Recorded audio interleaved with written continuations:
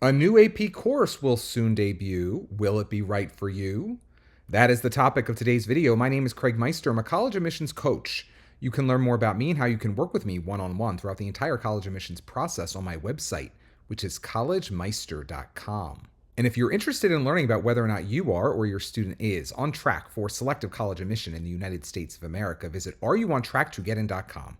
Again, that's areyouontracktogetin.com, at which you will complete a free 3-minute assessment. Your results will be emailed to you right away, and they will help you clarify whether or not you are or your student is on track for selective college admission in the United States of America.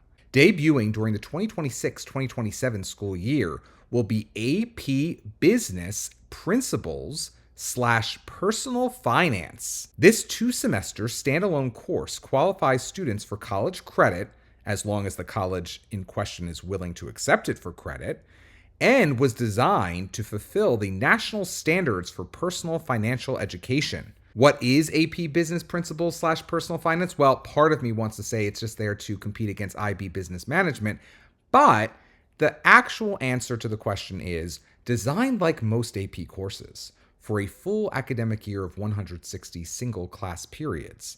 AP Business Principles / Personal Finance introduces students to the fields of entrepreneurship, marketing, finance, accounting, and management through real-world business application, case studies, and project-based learning, fulfilling the national standards for personal financial education created by the Council for Economic Education and the Jumpstart Coalition for Personal Financial Literacy. Why offer the course? Well, according to the AP, it will teach workforce-ready skills that prepare students for success in a range of careers and a variety of workplaces. Small local businesses, the financial industry, a family farm, a large corporation, or other types of businesses and nonprofits. Key benefits may include, regardless of the career a student pursues, the required project-based work and assessments ensure students gain fundamental business knowledge, decision-making skills, and in-depth learning of personal finance standards.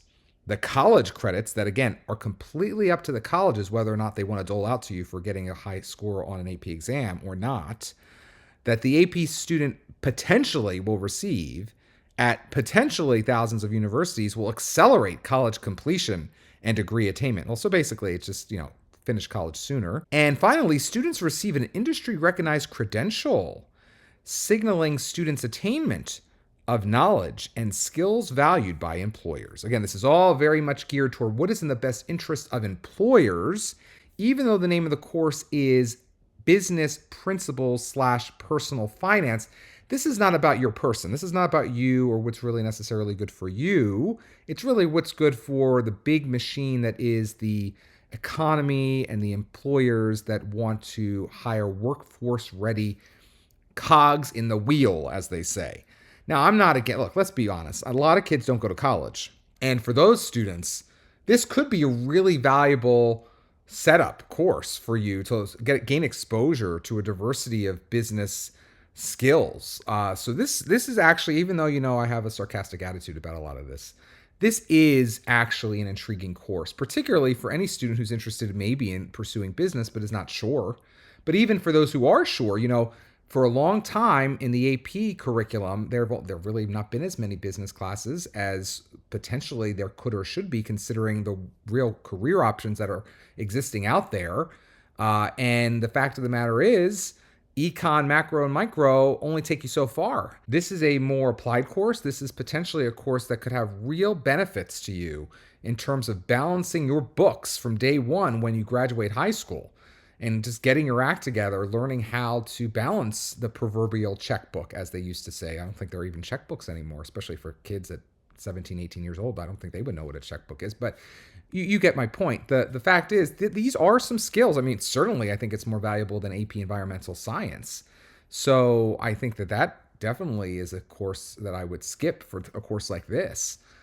So in the whole menu of AP courses that are going to exist out there starting during the 26-27 school year, this is actually definitely one that I would consider in my top half of AP courses. Is it the very best? No, because at the end of the day, look, it's really not a college course.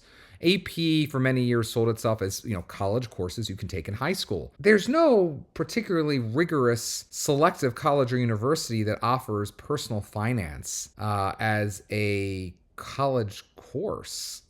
Business principles obviously sounds a lot like a business introduction course, theoretically, or like a survey course in business. And I'm not against survey courses in high school, particularly, and even in college. But ultimately, this is not going to be a college course, but they're going to want to obviously give you college credit for it if you get a 4 or 5 on the exam. At some colleges, they will, even maybe 3s at some colleges. So again, this is a business. The AP is a business. The College Board is a business. And that's okay. But at the end of the day, this is an intriguing option. And I think it's really exciting for students who are going to be trying to put the best portfolio together to demonstrate to selective business programs in the United States that they are really dialed into pursuing business as a major. This could be one more feather in your cap in the academic realm to show that you got serious about business before you set foot in college. So now, again, you have a repertoire that can exist beyond AP Econ, right? And that's great. I think that's awesome. I think that ultimately, though, to get into the most selective business schools like Wharton or Notre Dame, a lot of these business schools want to see students who are not just pursuing their passion for business in the classroom, but they're also pursuing their passion for business in the extracurricular realm. So always keep that in mind. That's extremely important. You cannot neglect the extracurricular realm. The most selective business programs are going to still want a lot of proof from your extracurricular exploits that you are ready for and serious about pursuing an undergraduate degree in business. This will not cut it. This will not be enough for those programs when you're applying to colleges or universities. But once it starts being offered at your school, I think you would be remiss if you skip this class in favor of a course that has absolutely nothing to do with your ultimate goal, which would be pursuing a business-related major. Would it be worth dropping AP Calculus A, B, or BC for this? No, it would not be. But if you have space in your schedule and you, for instance, don't want to take a 12th grade history course and you're not going to pursue history in college, or maybe you're not going to pursue science in college and you don't want to take a 12th grade science course, this could be a really valuable AP course to add to your 12th grade course load. And maybe even younger, depending on what courses are available at your high school. Maybe your high school will ultimately offer this as a course that's available to you, and even in 10th grade, or maybe even younger. I don't know, depending on really ultimately the degree to which math is deployed in this class or not. I have a feeling that this is, again, basically going to be a social science class. So it's not going to be math intensive, but there will obviously be math elements involved if you're talking about accounting and finance. So again, a lot of intriguing elements to this. Whether or not your high school will offer it, of course, is a question. Just because an AP course is officially available in 2026, 2027 does not necessarily mean your high school, even if it's an AP school, will offer this new AP business principles / personal finance course. So the reason they're promoting it now at the AP is to try to create a groundswell of interest so that your school feels pressured to offer it the first year that it's offered officially. We will see how it goes. Again, another interesting social science option. And I think that that's nice to have options. I'm a big believer in options. I think it's good to have options. So for the right student, this could be a wonderful high school course. So let's keep our eyes on it as we learn more about it and see the uptake from different schools around the country and the world as they begin to consider offering it during the 2026-2027 school year. As we wrap things up, I want to remind you that you don't have to settle for the free videos alone. As you navigate the college admissions process, get the focused and personalized coaching and expertise you need to achieve your goals. My Smart Sessions meet you where you are in order to take you where you want to go. Meanwhile, if you want proactive support throughout the college application process and want to collaborate with a dedicated expert to submit applications that are simply meticulous, reserve your preferred Simply Meticulous experience as soon as possible. Space is limited due to the time and attention to detail required to pull off these extraordinary coaching experiences. No matter your distinctive objectives, you can achieve them. If you'd like to work with me one-on-one, visit my website, which is collegemeister.com. And when you've finished your Common App and want to know if it's as strong as possible and whether or not in its current condition your chances of admission are impressive, inconclusive, or inadequate, You need my pre-read. Getting my pre-read now means having me review your entire application, just like an admissions officer or admissions committee will review it later, and receiving by email no later than the time you reserve a comprehensive report highlighting what's working and what's not on your full Common App and one Common App supplement. If you've yet to submit your Common App, my pre-read may motivate you to make adjustments to it before your deadline. If you've already submitted your Common App, my pre-read will prepare you for what I deem to be your likely admissions outcome at the institution in question.